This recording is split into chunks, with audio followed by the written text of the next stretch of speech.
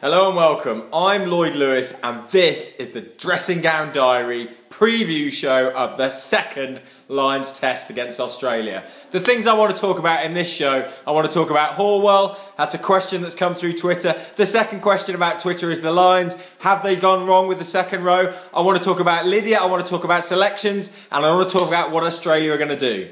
So let's start off by firstly talking about Horwell. Well, he's had a shocker. The IRB have come in for the first time ever and they want a review of whether he actually impeded Alwyn Jones with his foot on his head. This is unprecedented in IRB history. What do you think is going to happen? Well, the hearing isn't until Monday. It's a Canadian guy, he's a QC. I mean, to be honest, it's a done deal. Surely he is out of the third test. So Dobbo, that is my thoughts. He is gone burger. The second question comes from Haydo. Well, Haydo's asked, have the Lions made a mistake not picking a second row on the bench? Well, the way I think they're going to play the game, I would answer no. They want to play a fast game. They want to play a running game. They're going to take Australia on. The lack of second rows on the bench, I don't think will affect the way they play. Their line out's strong anyway. They've got Heaslip, they've got Jeff Parling, they've got Alwyn Jones, and of course they've got Lydia can also jump and so can Sam Warburton. I think they're covered there. The next thing I want to talk about is a shout out to some of the friends and family that are out there watching in Melbourne. Firstly, this goes out to a TFL member. This is for the CFO. You know who you are. Congratulations. Go shouting for the Lions. The next shout out is for Ross and Rachel. They're on their second part of the full tour. Congratulations, enjoy it. And of course, it isn't just in Australia that the Lions are cheering. I've even got a few behind me. Lions! Lions! You see, the whole town is turning red. Melbourne's going nuts. They haven't seen anything like this before. They think they're just an Aussie rules town, but wake up, they realise now that rugby's massive. There's over 30,000 fans there wearing the red of the Lions, cheering them on.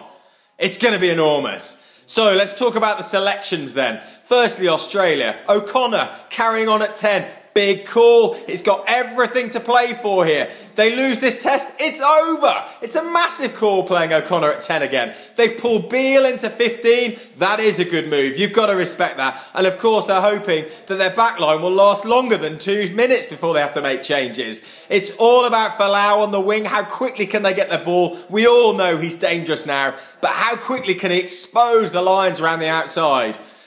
Australia have done what they can. Will it be enough? Well, firstly, I'd like to talk about how Gatland has selected his squad. I think dropping Phillips is a great move. He's not using all his cards in this test. He's holding a few back. If it goes wrong, he wants options. Phillips didn't have a great game in the last test, so I reckon this is man management at its best. He's gone, you're not good enough, I don't want you, you're not even in my 22. He knows full well if it gets to the final test, he will be chomping at the bit to prove him wrong. Will it happen? I don't know. Lydiot, great selection. Worried about how Genyu was sniping round the edges, so he's pulled him in just to fell him, and he will. That is what Lydiot's all about. The guy doesn't even get a metre. He just goes for the ankles, takes him out. O'Connor, it's a bit of a shame about Paul O'Connell, but you know, these things happen on a Lions tour. I feel a bit upset for Alex Cuthbert. He did nothing wrong. He did everything right. He scored a great try. He may have had a knock on. Defensively, there are questions, slightly, but still, he scored a try that turned the test match. He's been dropped. In comes Tommy Bowe. He's now got to deliver. Cuthbert is on the bench, but Tommy Bowe has got to deliver. Ben Youngs, I think he's coming because they want quick delivery.